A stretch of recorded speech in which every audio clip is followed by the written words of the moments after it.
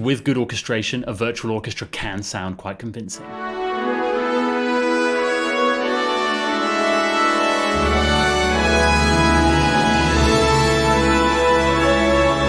Walk you through a step-by-step framework that I use to build a complete orchestral template, so you can write for a full orchestra and have it instantly sound as close to the real thing as possible. This isn't something where you should copy me exactly. It's a process that you should go through on your own, because you're going to learn so much from doing that. So the point of this template is you'll be able to compose music quickly and efficiently without sacrificing the realism of your orchestral sound. You know, John Williams has always written with pencil and paper, and Hans Zimmer thinks that writing with pencil and paper is actually more efficient.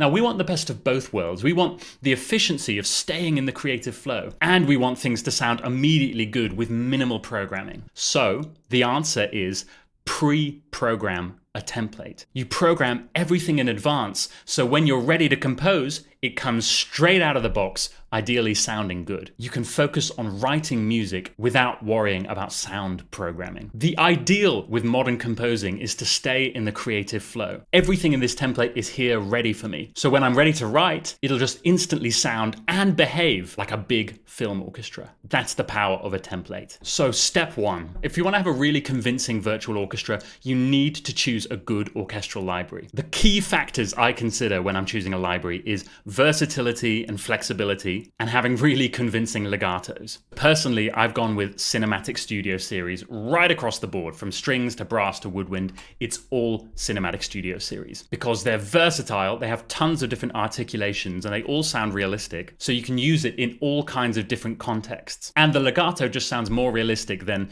pretty much anything else I've tested. I know there are cheaper options too, so Spitfire has the BBC Symphony Orchestra, where there's a free tier, which is the most basic, and then there's like a mid-price tier and a more expensive tier, and each tier up, the more you pay, the more versatility and flexibility you're getting. But here's why versatility is important. You want your instruments to be able to handle all sorts of different contexts. If you listen to this passage, the strings are playing flurries, the woodwind's playing a legato line, and the trombones, they're not blasting, they're just playing a gentle support, and this library can handle all of that.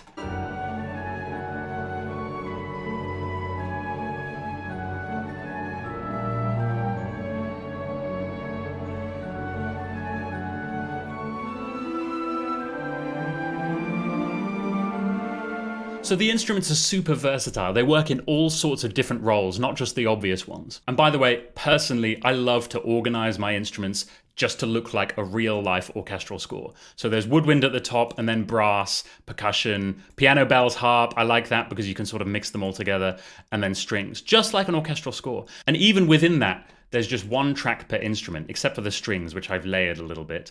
There's one track per instrument, so only one track for solo horns, only one track for four horns, only one track for trumpets, and one track for trombones, and so on and so on. Maybe it's because I come from a classical music background, but I just find it so much easier to work with your instruments. And then if I do want to mess with articulations, I use expression maps with Cubase, where I can just highlight the notes and I can choose between long or legato or marcato or whatever. I have the choice here. And I know different DAWs have different versions of expression maps, so you can do the same. Some people say, oh, well, you should mix your short notes differently from your long notes. I've just never found that to be the case when you're dealing with making a natural orchestra. Maybe if you want something larger than life, sure. But with natural orchestras, I've never found I need to do that. I can have all my articulations in one instrument track, longs and shorts. Step 2, you want to find some well-orchestrated music. Find something that uses the full orchestra and that is diverse, not just everything slamming all at once, but has diversity in different colors. Find something from the great orchestrators. I went with John Williams. John Williams is an incredibly good orchestrator, but even there you could say that the recorded film scores are sort of cheating because they're using mics and they might turn up certain mics at certain points. So even more ideal would be to use one of the greatest orchestrators that ever existed, like Gustav Mahler or Tchaikovsky or Elgar or Strauss or something. But there's something really special about learning from the masters. When you study well-orchestrated music by great composers, you will learn so much from it. Take, for example, the way John Williams uses his harps. You just listen to this harp here. It's subtle, but it adds so much magic to the piece.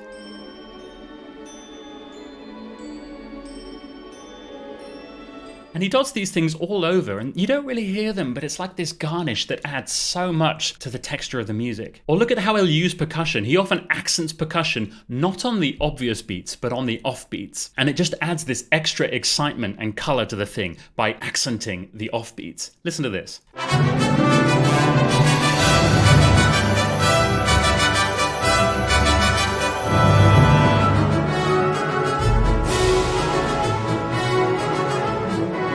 So you should find your favorite orchestral compositions and actually study them, analyze them, find a score, look at them, because it's so exciting and you actually learn so much. And then step 3 is to transcribe your chosen orchestral score into your DAW. Like here, I've chosen Leaving Hogwarts and The Quidditch Match, because both use the full orchestra in really diverse ways. And I wanted to make sure that my template could handle both styles of music, the slower, luscious style of Leaving Hogwarts and the faster, more hyperactive style of The Quidditch Match. But you can totally hear how well orchestrated music sounds good even with virtual instruments.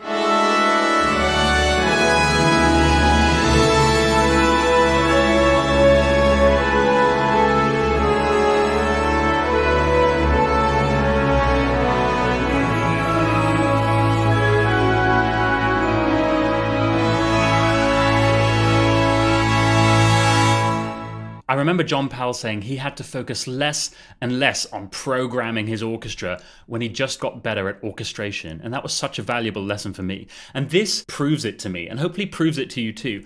I've done so little with this. I basically put the notes in, chose my articulations, and sometimes played a bit with the mod wheel.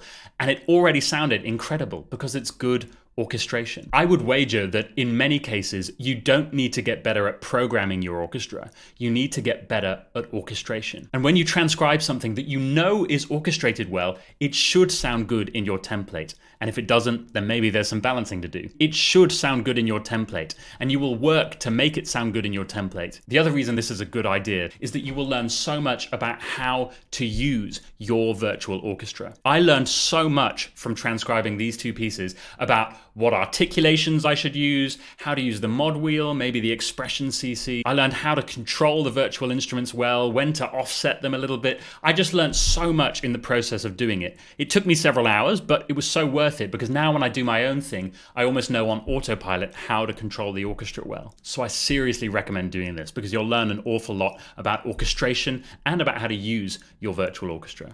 So step 4 is to mix your template. If you want your orchestral template to sound realistic, it'll need some mixing, but I think it's key to make the least moves possible to get it sounding convincing. So what I've done is I put my woodwind, brass, percussion, piano, bells, harps, and strings into folders, and then I route them to channels or buses. So there's a woodwind channel, a brass channel, a strings, percussion, piano, bells, harp, an orchestral mix.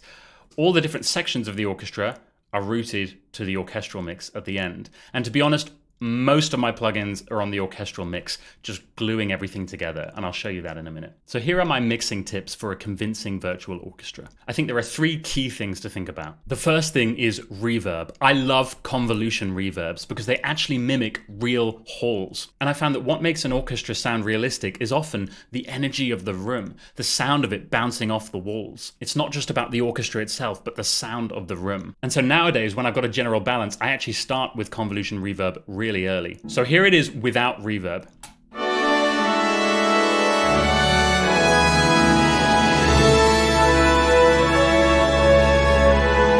That's actually still pretty good. It's very tight, but I found for a general purpose template, I just wanted more room and more lusciousness. And so now with convolution reverb,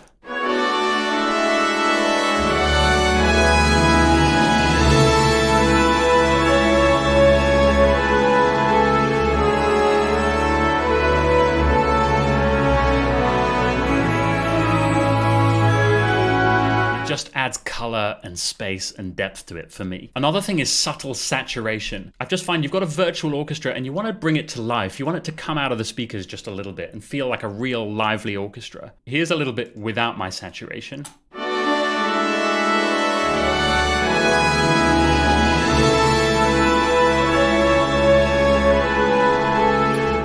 And now with.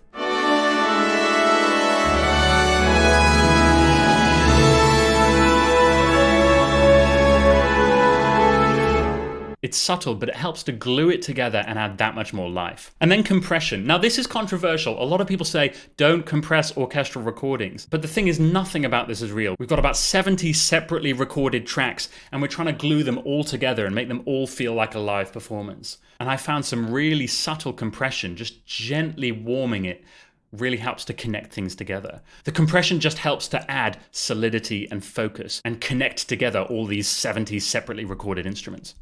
So here's without compression.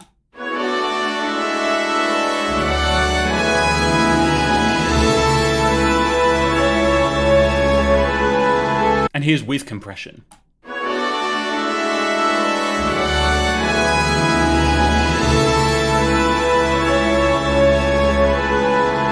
You might prefer that without compression because it does have more dynamic range, but I've just found for general purposes, I prefer the glue and solidity that a tiny bit of compression adds.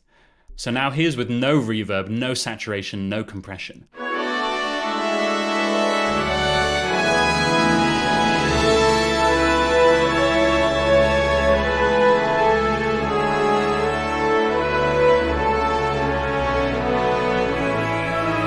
And here's with everything on.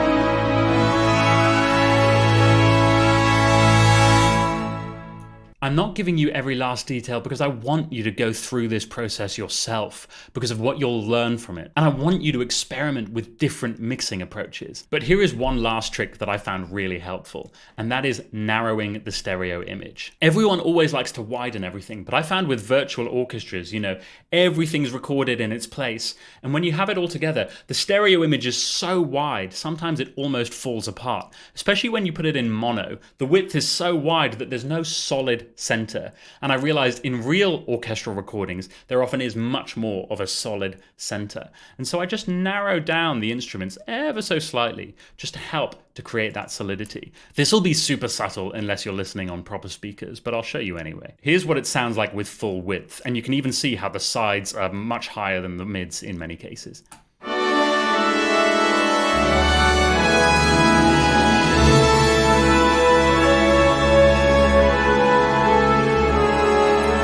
And now very slightly narrowed.